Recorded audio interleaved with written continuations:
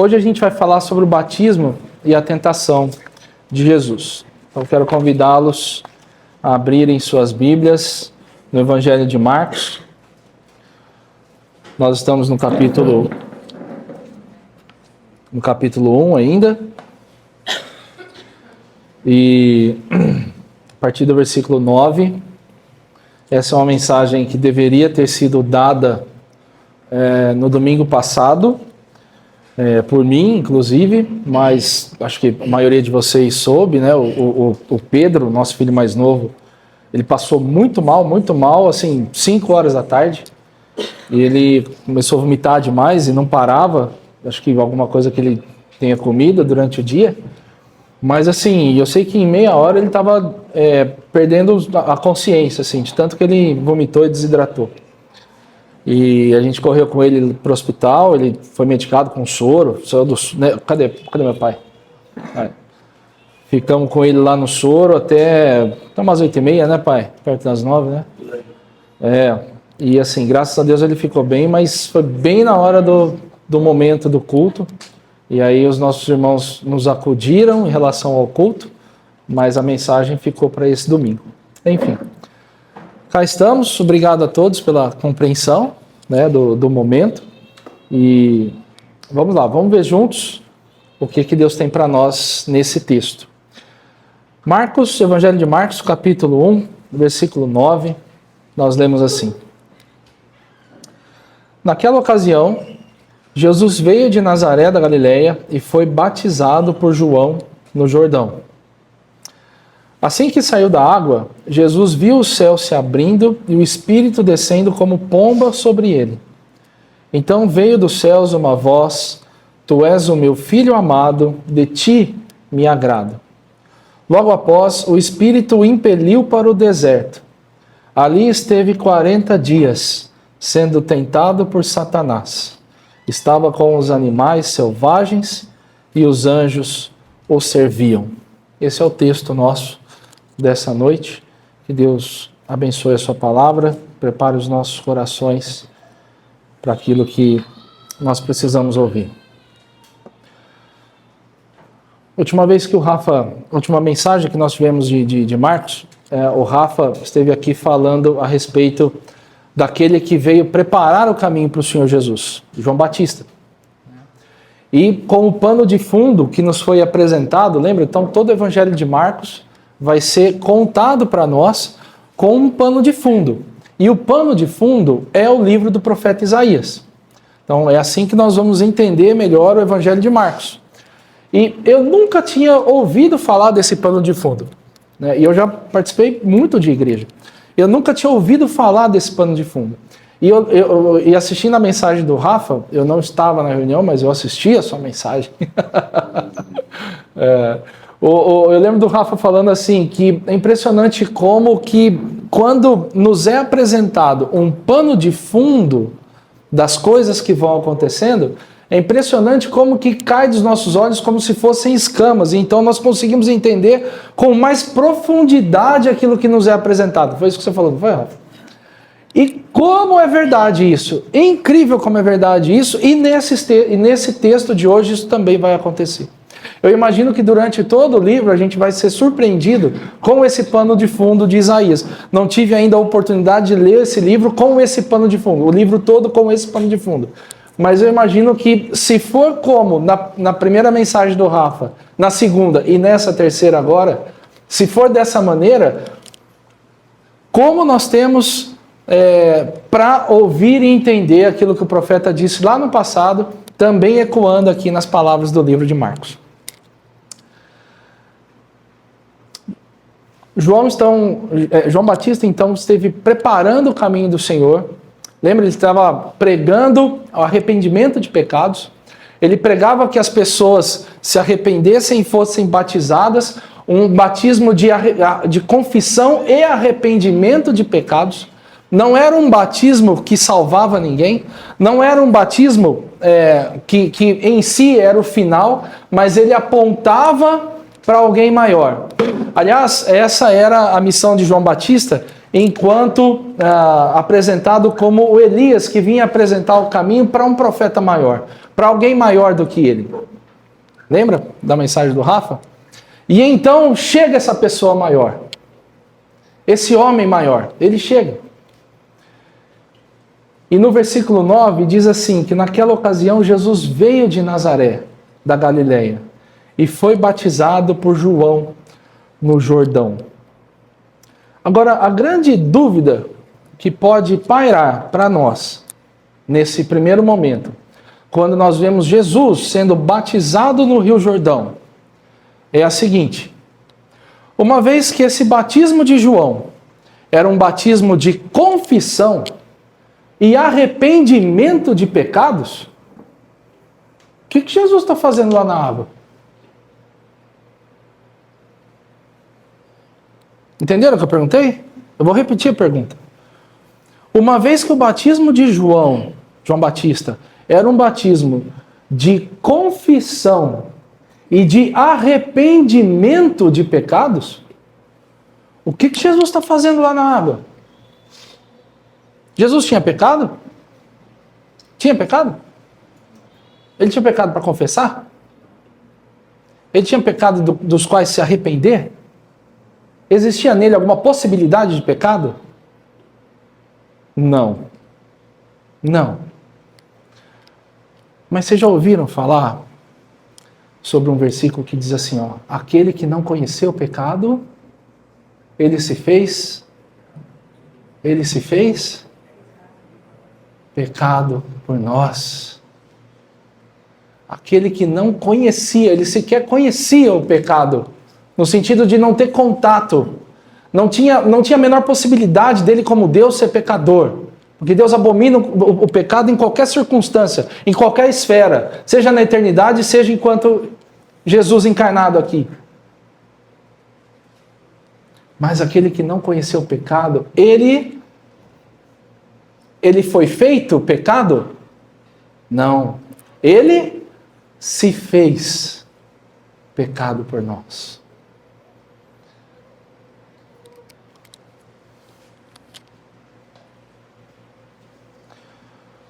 O pano de fundo de Isaías, do profeta Isaías, capítulo 53, um capítulo messiânico, em que Isaías está falando exatamente da pessoa de Jesus Cristo, no versículo 6, Isaías escreveu assim: todos nós, como ovelhas, nos desviamos, cada um de nós se voltou para o seu próprio caminho, e o Senhor fez cair sobre ele a iniquidade de todos nós. Sabe o que o Senhor Jesus está fazendo naquela água? Ele está confessando, sim, pecados, mas não os dele. Sabe de quem? O meu e o seu. São esses pecados que Jesus está confessando ali naquela água. São esses pecados que ele está assumindo ali naquela água. Porque aquele que não conheceu o pecado, ele se fez pecado por nós. Sabe o que quer dizer isso? Isso quer dizer que eu e você caminhávamos a passos largos para a condenação.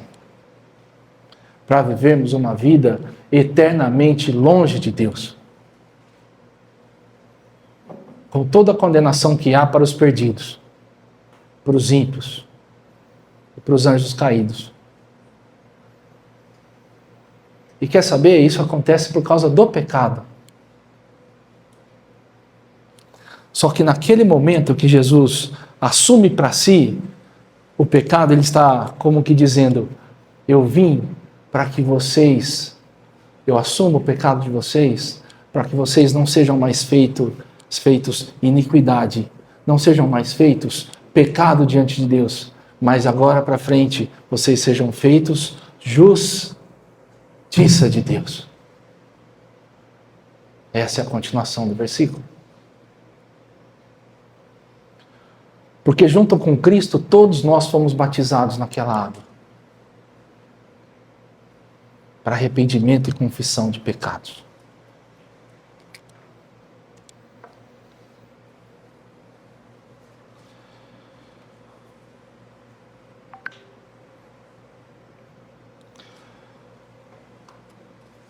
O livro das leis que Moisés escreveu, o livro de Levíticos, no capítulo 16.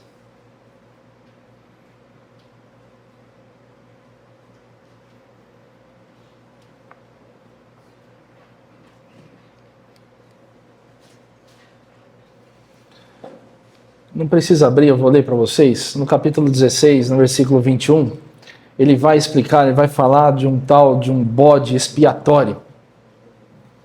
Porque 2 bodes eram apresentados para o sacerdote anualmente, para que um deles fosse sacrificado pelos pecados do povo. E sobre a cabeça do outro bode, o sacerdote, o sumo sacerdote, ele imporia as mãos, confessaria o pecado do povo e depois levaria esse bode, sabe para onde? Para onde? Para o meio do deserto. Alguém levaria esse bode para o meio do deserto. Sabe por quê? Esse bode foi escolhido naquele ano para expiar o pecado do povo, para levar o pecado do povo sobre si. E olha que impressionante a figura do Senhor Jesus Cristo no deserto, assumindo para si o meu pecado e o seu, o pecado de todo o seu povo, que ele veio resgatar. Fazendo a partir dali a nossa expiação.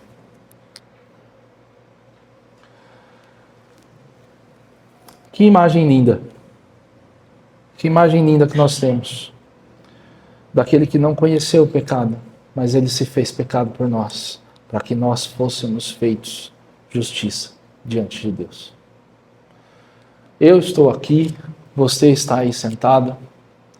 Nós podemos cantar em louvor a Deus, nós podemos desfrutar da oportunidade de sermos salvos, sermos livres, sermos libertos da escravidão do pecado, porque Ele tomou sobre si o meu pecado e o seu.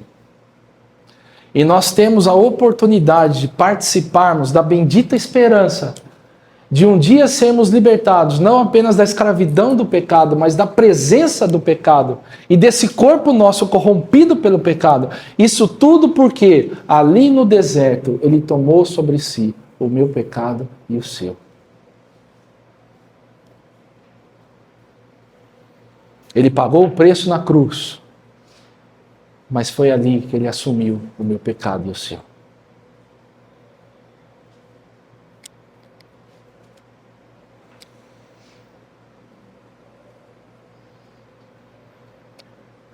O texto continua dizendo para nós, no versículo 10, assim que saiu da água, e aí eu quero convidá-los a imaginarem essa cena. Assim que saiu da água, Jesus viu o céu se abrindo e o Espírito descendo como pomba sobre ele. Então veio dos céus uma voz: Tu és o meu filho amado, de ti me agrado. Olha que cena! Eu não sei quantas pessoas tiveram a oportunidade de contemplar essa cena. Mas através dos olhos da fé, nós hoje temos essa oportunidade de contemplarmos essa cena. Do Senhor Jesus Cristo saindo das águas do batismo, no momento em que Ele assumiu sobre si o meu pecado e o seu. Ele recebeu a presença de toda a Trindade, o Espírito Santo sobre Ele. E não a presença visível do Pai, mas de alguma forma audível Ele se fez presente ali naquele momento. E ouviu-se a sua voz. E então nós temos o quadro da Trindade pintado ali, naquele momento. E a impressão que dá é que esse quadro da Trindade é pintado no momento em que Ele assume sobre si os nossos pecados. E nos leva a pensar do papel de cada um dessas pessoas da Trindade, para que nós fôssemos feitos justiça de Deus. Cada uma das 3 pessoas da Trindade representadas nesse quadro, naquele momento, a voz do Pai, a presença expiatória do Filho e a presença do Espírito Santo. E quando nós olhamos para o capítulo 1 de Efésios, naquele cântico a respeito do papel de cada um na nossa salvação, nós vemos o Pai nos elegendo, nos escolhendo desde o início de todos os tempos. nos escolhendo para si, nos elegendo e escolhendo para a adoção de filhos dele. E isso se daria através exatamente desse momento em que o Filho expiaria os nossos pecados e levaria sobre si os nossos pecados. E através da expiação de Jesus Cristo, nós temos, através do Espírito Santo, o selo para nós da garantia de que isso é real e de que nós vamos herdar tudo que Deus tem prometido para nós, hoje e para sempre. Hoje e para sempre. Cada uma das pessoas da Trindade representadas ali, cada uma com o seu esforço pessoal, na sua própria essência e na sua própria atividade, sua própria economia, mas cada um deles interessados e se esforçando. Para quê? Para que hoje nós fôssemos feitos justiça de Deus. Esse é o quadro pintado ali da Trindade. O pano de fundo de Isaías 42, versículo 1, nos diz: eis o meu servo, a quem sustento, o meu escolhido, em quem tenho prazer. Porei nele o meu espírito, e ele trará justiça às nações. Amém. Como nós esperamos por esse dia? Um dia, aquele cumprimento já e ainda não de profecias. O meu escolhido em quem tenho prazer, Jesus Cristo. Porém, nele o meu espírito, de fato, ele recebe ali. E ele trará justiça às nações. Como o judeu espera isso. E como nós esperamos isso. Como a criação geme por isso. Geme por isso.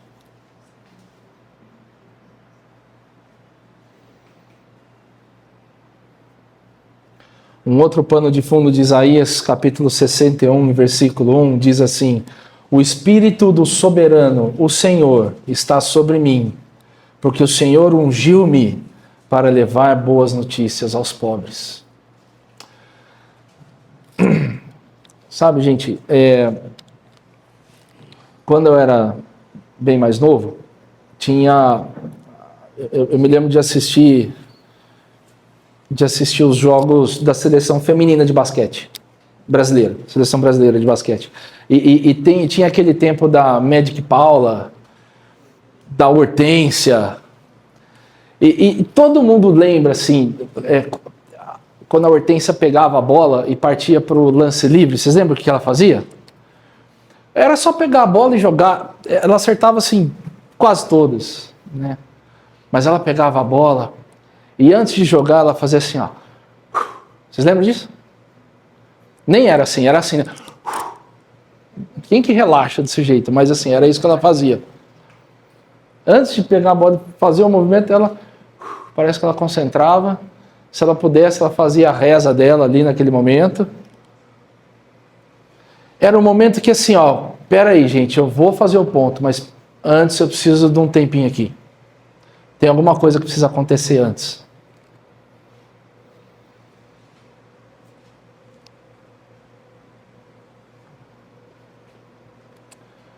Parece que é esse momento que a gente está vendo do Senhor Jesus. O livro, como o Rafa disse na mensagem passada também, um livro assim de muita atividade, um livro de muito imediatamente, instantaneamente, naquele mesmo tempo, logo em seguida, e assim, muita intensidade de ação. Mas parece que demora para acontecer essa ação toda. É porque precisa desse tempo, do grande servo sendo preparado e provado, e aprovado.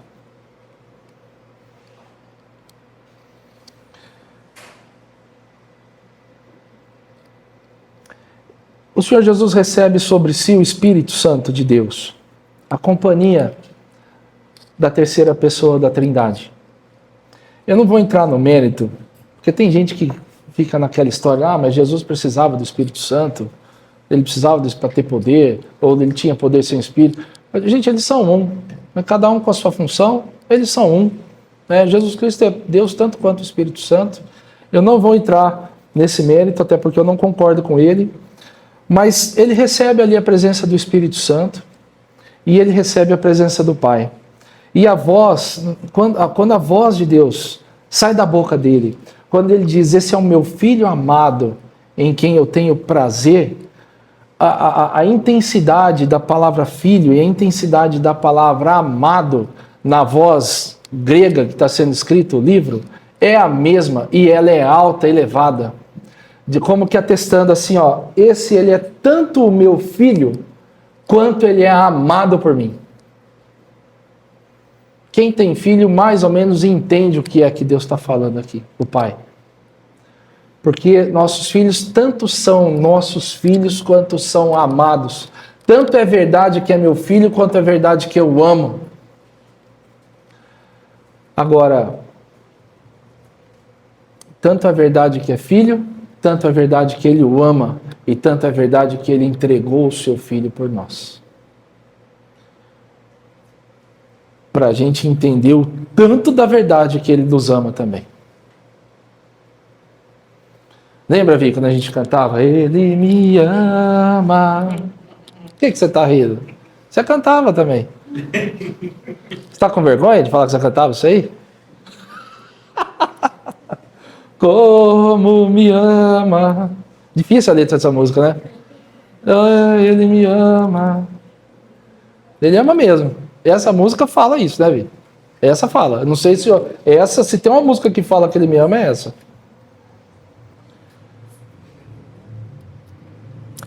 Quer ver um outro pano de fundo de Isaías? No capítulo 64, versículo 1, Isaías fala assim, ó.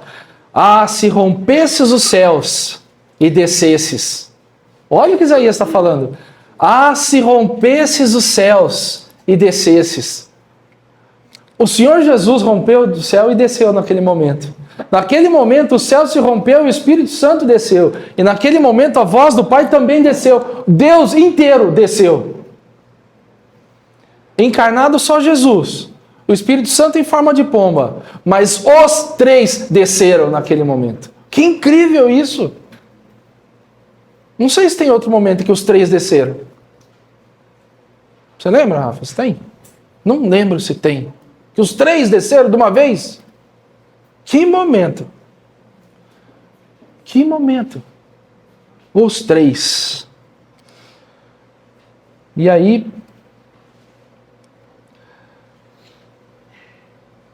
alguém podia pensar, então Jesus agora já está pronto, já está preparado. Primeiro que ele é Deus, Jesus é preparado. Mas existia uma última coisa que ele tinha que fazer antes de começar o seu ministério.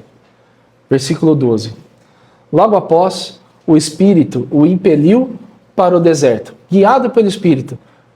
Ué, mas ele não era Deus? É, mas foi guiado pelo Espírito. Tanto quanto nós somos guiados pelo Espírito. E o Espírito levou para o deserto. Ali esteve 40 dias, sendo tentado por Satanás. Estava com animais selvagens e os anjos o serviam.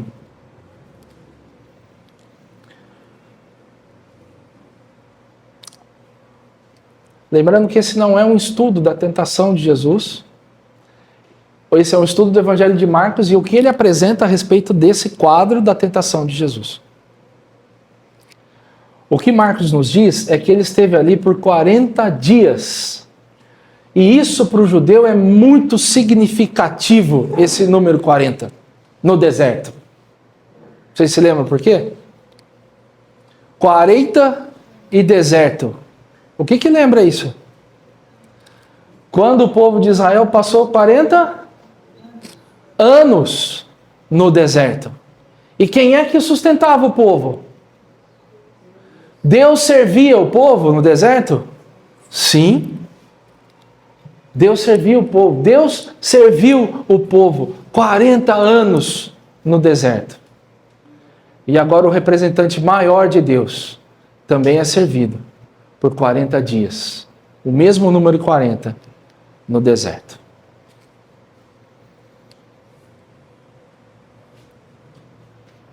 Provado por Deus por 40 dias. Jó, no capítulo 23, quando ele está aquela ladainha dele, querendo dizer que ele não tinha culpa da situação em que ele se encontrava, no capítulo 23 dele, ele fala assim, é porque eu gostaria que tivesse alguém que me provasse. Me prova, me sonda, me conhece. Se tivesse alguém que me provasse, eu sairia como ouro. Eu seria validado como quem não deve nada. Sabe, a aprovação para nós é a oportunidade de sairmos como ouro mesmo. E Jesus saiu. 40 dias sendo provado no deserto. E o final desse quadro é maravilhoso. Porque Hebreus capítulo 2, esse eu quero ler com vocês. Hebreus capítulo 2, versículo 18. Hebreus capítulo 2, versículo 18 diz assim: porque tendo em vista o que ele mesmo sofreu quando tentado, ele é capaz de socorrer aqueles que também estão sendo tentados. Hebreus 2 e 18. Porque tendo em vista o que ele mesmo sofreu quando tentado, ele é capaz de socorrer aqueles que também estão sendo tentados. Então, esse versículo diz para mim que ele de fato sofreu nas tentações. Não foi algo que foi fácil para ele. Ele sofreu. Ele sentiu o que ele tinha que sentir. Eu não sei dizer para vocês tudo o que ele sentiu, mas o que ele tinha que sentir, ele sentiu naqueles 40 dias. E ele de fato sofreu. E essa é uma das causas pelas quais nós temos um advogado diante do Pai. Porque de fato ele entende o que nós sofremos. Porque ele passou, talvez por todos os sentimentos possíveis de um ser humano. 40 dias sem pão e água no deserto. Com todo o poder de Deus à sua disposição.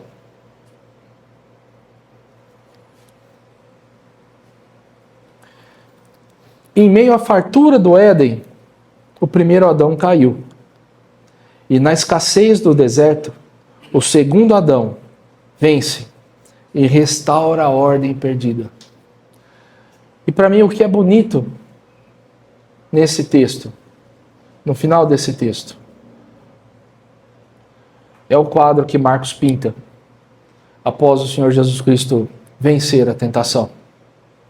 E é com esse quadro que a gente vai encerrar nossa conversa de hoje.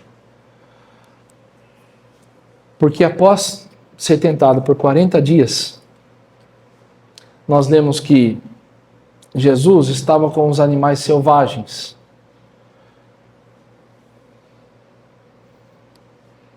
E os anjos o serviam. Gente, no deserto, Jesus não estava com os cachorrinhos, os pets, com os gatinhos. Ele estava com os animais selvagens de um deserto. Você sabe o que é? Quais são?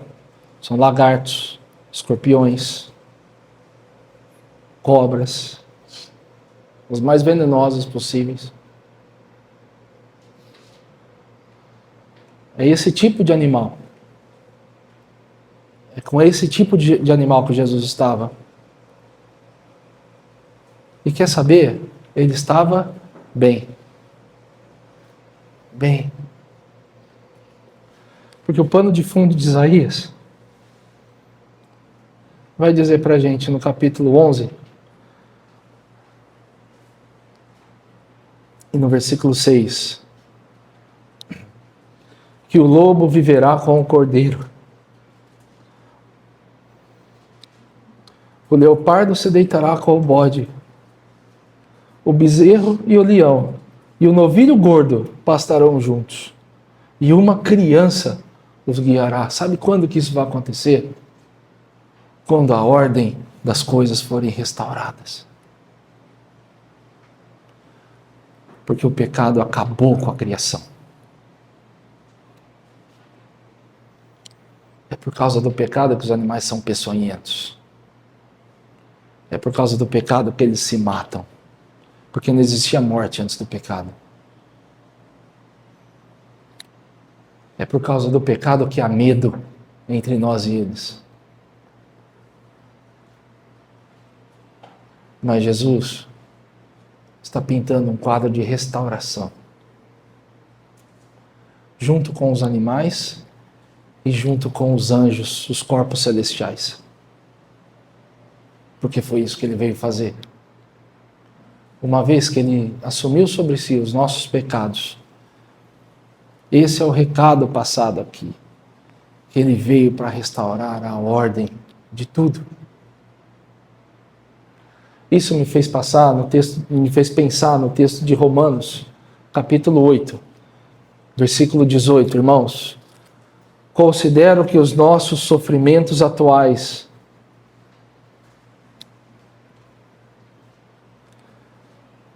não podem ser comparados com a glória que em nós será revelada. A natureza criada aguarda com grande expectativa. Tem uma versão que fala que é com gemidos, que os filhos de Deus sejam revelados. Toda a criação aguarda por esse momento em que a ordem de tudo será restaurada. Eu já falei aqui sobre isso. Isso fazia pouco sentido para mim quando eu tinha 20 anos de idade. Porque eu estava muito bem com 20 anos de idade, né, mãe? Eu achava difícil ter um corpo mais bonito que o meu na glória.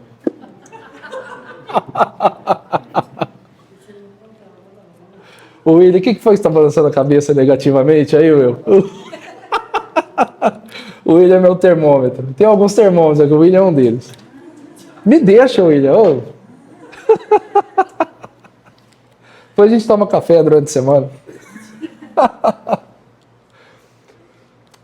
Mas com 40, deixa eu falar uma coisa para vocês. Eu já sinto o meu corpo gemendo pela glória futura. Eu sinto o meu pai, a minha mãe, a minha avó. E deixa eu falar outra coisa para vocês. Eu tenho um filho de 1 ano e 10 meses. Em quem nós temos esperado no Senhor e aguardado, porque nós começamos a investigar alguns sinais de um possível problema que ele tem.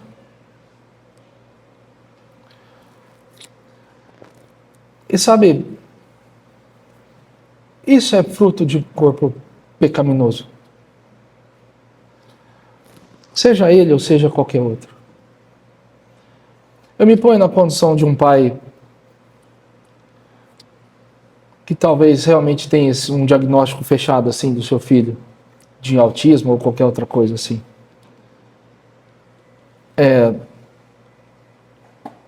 Você pode ter certeza que o que esse pai mais quer é ver seu filho liberto desse corpo pecaminoso. Porque, gente, a gente vive debaixo de uma maldição. Nunca nos esqueçamos disso. Quando os problemas vierem, quando a saúde faltar, nunca nos esqueçamos de que pode ser que dessa vez as coisas melhorem, mas elas vão piorar porque nós vivemos debaixo de uma maldição. Não espere coisas boas debaixo de maldição. Não espere. E cada vez mais nós percebemos e sentimos os nossos corpos, a nossa criação em volta de nós, clamando, Maranata, vem Jesus. Para restaurar esse quadro pintado ali no deserto. Um quadro livre do pecado.